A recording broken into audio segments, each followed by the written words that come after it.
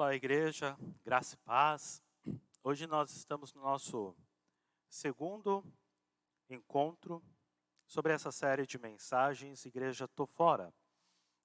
Nós já olhamos na semana passada questões muito importantes que o pastor Ricardo Agreste introduz a gente, e nós vimos um último ponto que eu quis trabalhar, que é essa falta de criar um ponto de encontro, né, entre nós pecadores, né, e como que isso afasta as pessoas da igreja. Hoje, nós vamos falar de como as pessoas, elas não têm um sentimento de pertencimento à comunidade. E isso gera algo no seu coração que leva essas pessoas a falarem: igreja, tô fora. Deixa eu te perguntar, como você se sente quando você é deixado de lado numa roda de conversa? Como você se sente? Sabe, tá todo mundo conversando, rodinha. Pensa aqui, ó, uma rodinha, né? Aí tá todo mundo conversando e você... Aí você vai falar... E te cortam e não te dão a fala. Você não se sente deixado de lado? Sabe, você está sentado numa mesa... Está todo mundo sentado numa mesa, você está lá, todo mundo comendo uma batata frita, mandando ver, aquele papo, aquela conversa, mas você se sentindo mal por dentro, você não se sentindo fazendo parte, e você quer falar alguma coisa e você não consegue falar, e aí a gente se sente deixado de lado. Como você chega num lugar e como você não tem o mesmo tipo de vestimenta, o mesmo tipo de fala dos outros, o mesmo tipo de comportamento, e essas pessoas te jogam para escanteio, marginalizam você. E aí o sentimento é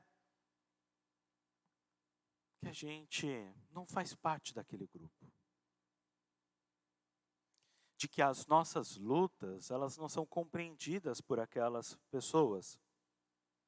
Em outra oportunidade, na nossa série de mensagens sobre convicções, eu falei sobre o fato de as pessoas se sentirem sozinhas, mesmo no meio de uma multidão, mesmo dentro de uma igreja, as pessoas se sentem sozinhas. As pessoas se sentem nem um pouco acolhidas. E as pessoas podem até estar numa igreja e se sentirem excluídas. As pessoas podem estar numa igreja, mas se sentirem vítimas de preconceito. Racial, sexual, social, de gênero. Nós temos uma questão muito forte dessas questões, dessas dinâmicas, ainda dentro da igreja. Nós temos machismo por vezes. Aqui é a nossa igreja, uma igreja que ordena homens, mulheres, a gente ordena mulheres para o diaconato, presbiterato, pastorado. E tem pessoas que, ao olharem isso, falam: poxa, isso é meio estranho, tudo mais, tá, essa igreja não é para mim, tá tudo bem, a gente respeita, mas tem essa questão de gênero. E mesmo assim, a gente ainda percebe que essas questões de machismo ainda permeando muitas relações entre homens e mulheres. Pessoas que passam despercebidas porque elas não são as estrelas da igreja, porque elas não estão sempre à frente de alguma atividade, pessoas que são problemáticas, são pessoas que vão sendo deixadas de lado. E com o tempo elas percebem. E com o tempo elas se sentem excluídas.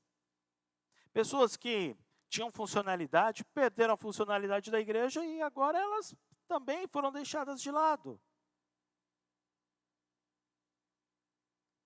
E aí as pessoas podem estar na igreja e serem excluídas. Serem esquecidas porque brigas maiores e discussões infundáveis estão tomando a atenção da igreja. A gente leu, e eu não vou conseguir ler com você agora, tá? Mas a gente leu aqui durante a pregação, 1 Coríntios, capítulo 12, versículo 12 a 26. Vou repetir, tá? 1 Coríntios, capítulo 12, versículo 12 a 26. A gente deu uma lida, você que está assistindo de casa, pode assistir, pode ler. Você dá um pause, lê. É até bom, dá um pause. Beleza? Vamos continuar? Mas eu vou ler agora 2 textos bíblicos e a gente pode ler juntos. O primeiro está em Tito. Tito, capítulo 3, versículo 4 a 9. E Gálatas 2:11. Na verdade, faz mais sentido ler primeiro Gálatas, tá bom? Então, Gálatas, capítulo 2, versículo 11 a 14, tá bom? Quando, porém, Cefas veio a Antioquia resistir-lhe face a face, porque se tornara repreensível. Com efeito, antes de chegarem alguns da parte de Tiago, comia com os gentios. Quando, porém, chegaram, afastou-se, e por fim veio a apartar-se, temendo-os da circuncisão. E também os demais judeus dissimularam com ele, a ponto de o próprio Barnabé ter deixado de lado, levar pela discussão, ter se deixado levar pela discussão deles. Desculpe. Versículo 14. Quando, porém, vi que não procediam corretamente, segundo a verdade do Evangelho, disse a Cefas na presença de todos: se, sendo tu judeu, vives como gentil e não come com judeu, por que obriga os gentios a viverem como judeus? Agora sim, a gente vai lá para Tito. Tito, capítulo 3, versículo 4 a 9. Tito está ali depois de Timóteo, tá bom? Capítulo 3, versículo 4 a 9. Quando, porém, se manifestou a benignidade de Deus, nosso Salvador, e o seu amor para com todos, não por obras da justiça praticadas por nós, mas segundo sua misericórdia, ele nos salvou mediante o lavar regenerador e renovador do Espírito Santo, que ele derramou sobre nós ricamente por meio de Jesus Cristo, nosso Salvador, a fim de que, justificados por graça, nos tornemos seus herdeiros, segundo a esperança da vida eterna. Fiel a esta palavra, e quero que no tocante a estas coisas, façam uma afirmação confiadamente, para que os que têm crido em Deus sejam solícitos na prática de boas obras. Estas coisas são excelentes e proveitosas aos homens. Evita discussões insensatas, genealogias, contendas e debates sobre a lei, porque não têm utilidade e são fúteis. Até aqui, tá bom? Então, olha, não sei se você abriu aí, mas 1 Coríntios capítulo 12, o apóstolo Paulo vai destacar algumas coisas. No versículo 12 ao 13 ali, ele vai destacar a unidade do corpo. Todos que creem em Cristo são um, fazem parte do mesmo corpo, fazem parte do mesmo rebanho. E esta unidade, ela não tem hierarquia. Essa unidade, ela é espiritual, ela não tem hierarquia. Nós confessamos, nós dependemos, nós ministramos e nós experimentamos o mesmo Deus. O que mantém essa unidade do corpo são duas coisas. A primeira, o sangue de Jesus, e a segunda, o Espírito.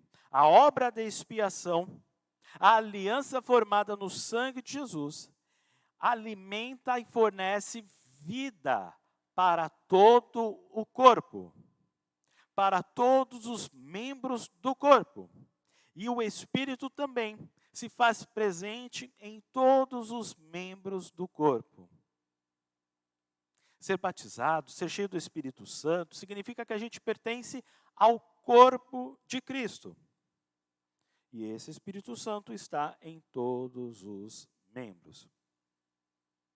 Mas mesmo a igreja tendo a compreensão dessa realidade do corpo, sabe? A gente tem ali Romanos, Efésios, que são outros textos que vão abordar essa questão da unidade do corpo, textos que são muito bem pregados e que sempre trazem lições valiosas para nós, mas mesmo a gente já ouvindo tantos e tantos sermões a respeito disso, a igreja produz seus rachas. A igreja exclui as pessoas e cria, assim, nessa exclusão, um sentimento de repulsa a igreja no coração das pessoas. Aí Gálatas vai ajudar a gente a partir de agora a entender um pouco dessas dinâmicas. Aqui, em Gálatas capítulo 2, a gente tem a discussão de Cefas, que é Pedro e Paulo. E eles estão num baita de um conflito aqui. O problema foi, meus irmãos, que apesar de crer certo, Pedro agiu de uma forma incoerente. E ele age de uma forma incoerente por causa do medo da crítica das pessoas, dos doutores da lei, dos conhecedores da palavra. Ele se afasta dos gentios. Ele trata eles como se fossem inferiores, por não seguirem os costumes judaicos. E isso aqui é um grande problema. Nós estamos falando de Pedro, que foi a porta para os gentios. Pedro, que tem uma baita de uma pregação no início de Atos, mas que agora toma esse comportamento por medo de crítica. Às vezes nós, por medo de sermos criticados pelas pessoas, falamos ou deixamos de falar, fazemos ou deixamos de fazer algumas coisas, e isso é um problema. Às vezes na igreja, meus irmãos, se você não é um dos nossos, se você não age como nós queremos, você será excluído. E isso é um problema, porque a igreja não é uma feira de vaidades. A igreja não pode ser legalista, intolerante ou exclusivista. A igreja é a igreja que é o corpo de Cristo. E por vezes, com esses comportamentos ruins que nós tomamos, a gente cria um bloqueio nas pessoas. E elas falam, igreja, estou fora. Não quero mais saber de igreja. Paulo foi ali confrontar ele. E Paulo foi falar, olha, não existem aqui dois evangelhos. Não existe um evangelho dos judeus e um dos gentios. Não, é um só evangelho que é o poder para salvar. É um só evangelho. O que está em jogo aqui não é a doutrina, mas é a coerência entre fé e prática. E nós precisamos refletir se estamos sendo incoerentes entre a nossa fé e a nossa prática. Nós precisamos compreender, meus irmãos, que a igreja sempre será multicultural. Quando a gente olha aqui para um texto como esse de Gálatas capítulo 2, a gente precisa compreender, a igreja sempre será multicultural. Aqui nesse texto, nós temos na Galácia uma igreja multirracial e multicultural devido ao seu contexto. Eu sempre comento aqui com os irmãos, fazendo uma comparação, que a Galácia é Santos. É uma cidade importante, rota comercial, é uma cidade de grandes movimentações financeiras, né? Ela é importante para o nosso país. E aqui nós temos pessoas de todo o mundo, de todas as nações e pessoas também de todo o nosso país. Aqui dentro da nossa igreja, nós temos pessoas que é do Nordeste, pessoas que são do interior de São Paulo, pessoas da capital, pessoas que são de outros estados. Nós somos uma igreja multicultural. Nós somos uma nação multicultural, multirracial. Aqui nós temos gostos diferentes, nós temos pessoas que se vestem de formas diferentes, nós temos pessoas com preferências políticas diferentes, nós temos concepções diferentes a respeito da vida, a respeito da nossa profissão, seja como for, a igreja ela é multicultural. Eu comento com os irmãos aqui que dentro da unidade há a diversidade. Sempre haverá dentro da unidade a diversidade. A igreja da Galácia tinha isso, a igreja de Corinto tinha isso, as duas igrejas tinham isso entre si. Essas mudanças culturais.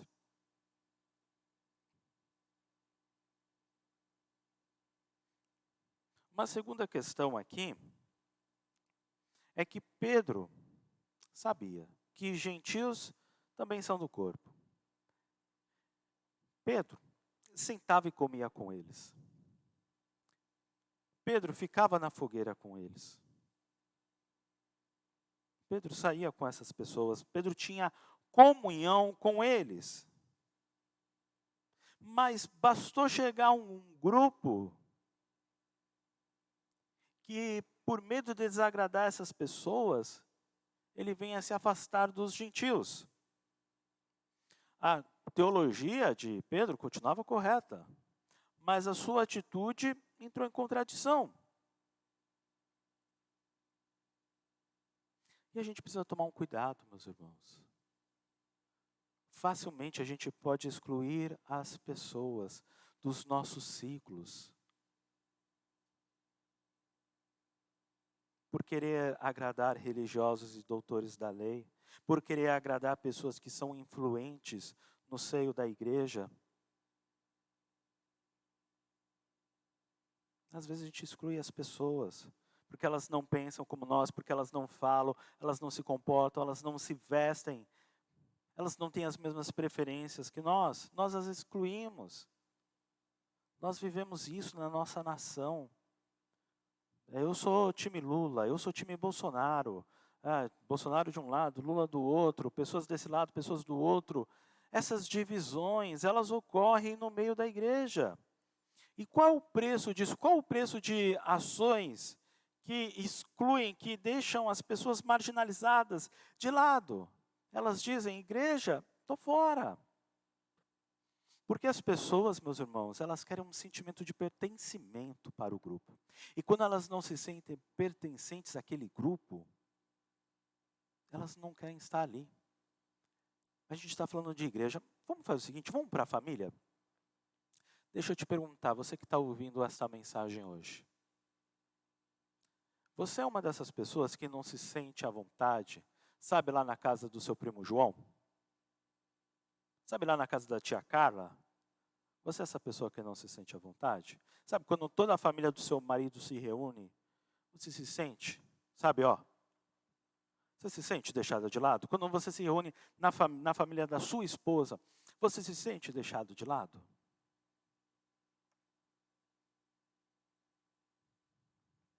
Esse sentimento que às vezes você tem em alguns grupos onde você está,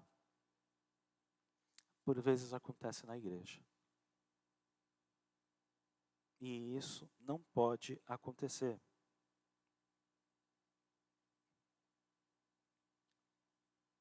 Às vezes nós queremos enfeitar demais uma coisa que precisa ser o básico. A minha mãe me contava uma história para eu dormir. Minha mãe contava a história do rei Abobrinha.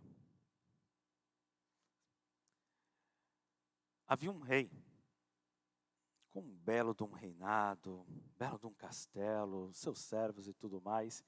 E lá, nesse seu castelo, ele tinha um chefe de cozinha, cara que mandava lá. E ele já trabalhou muitos e muitos anos.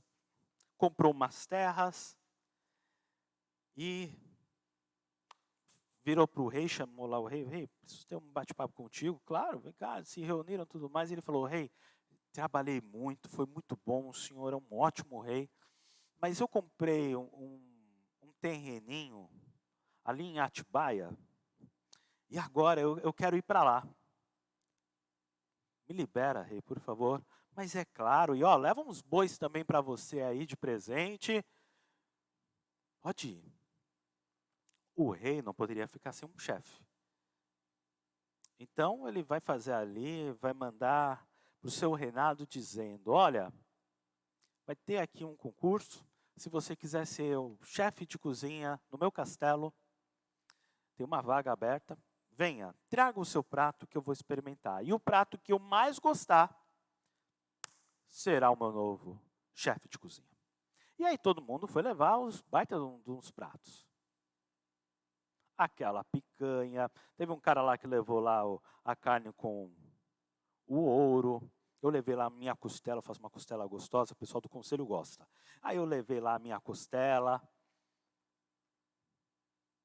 E o rei foi provando, poxa, gostoso, saboroso, mas ainda não é isso.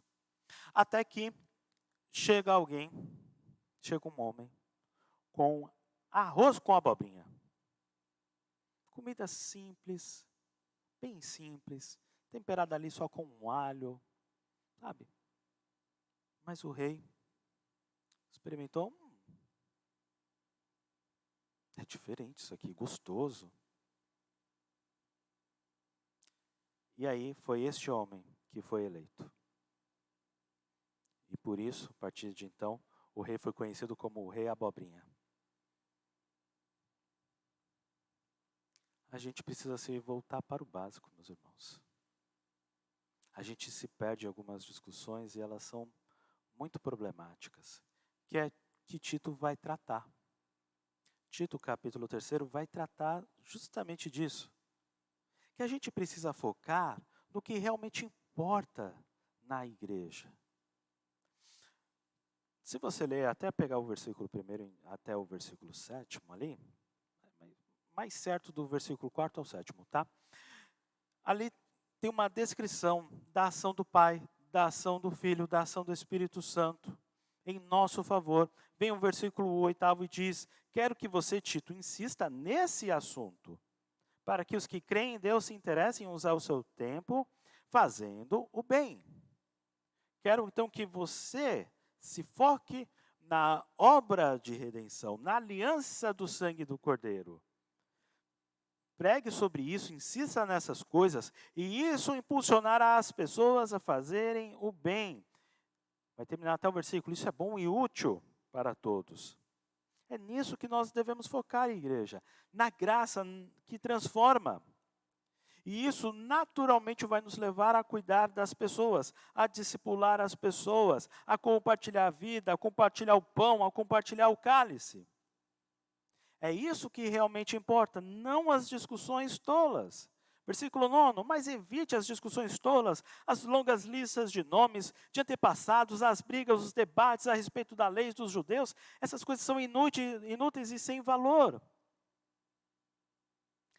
Meus irmãos, a gente às vezes está perdendo tempo, a gente está perdendo o foco, porque a gente está nos pormenores, nessas coisas, quando precisamos focar no que é importante. É como se eu e minha esposa estivéssemos brigando e o Lorenzo puxando aqui a gente, querendo nossa atenção, e a gente não dá atenção, ele vai.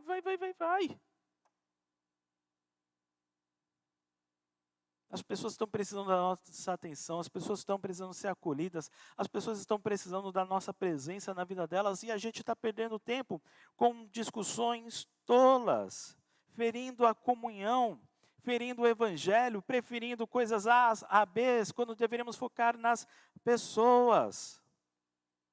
Pastor Hernandes Dias Lopes vai dizer: a obra de Deus por nós e em nós pavimenta o caminho para a obra de Deus por nosso intermédio. Deus tem algo para fazer através da nossa vida, meus irmãos. Mas a gente precisa tomar um cuidado em não excluir as pessoas, em focar no que é proveitoso, no que é certo. Focar no Evangelho, em pregar a palavra de Deus, meus irmãos. A palavra do Senhor para nós está falando assim, eu sei, tem discussões que são importantes. Dentro da teologia existe uma coisa chamada apologética, que é a defesa da fé. Tem discussões que são importantes nós tomarmos elas, meus irmãos. É importante, sim. Mas não é disso que ele está falando. Ele está falando das discussões inúteis. Sem implicações espirituais. Sem coisas que não edificam, que são artificiais, que geram divisão, que servem de orgulho para os religiosos e não para o amor. E isso, com o tempo, vai enfraquecendo a comunhão. Amada igreja,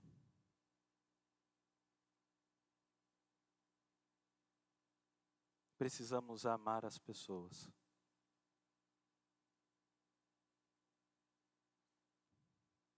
Precisamos tomar cuidado em não perder a sensibilidade. A sensibilidade de corpo. A sensibilidade de que somos um. Precisamos lutar contra o ego e outras questões. Precisamos entender que não somos completos em nós mesmos, que nós precisamos, que nós dependemos do outro, que o outro depende, que o outro precisa de nós. Muitos se sentem sozinhos no meio da igreja, porque perdemos tempo com discussões tolas, porque perdemos tempo dando preferências para grupo A ou B.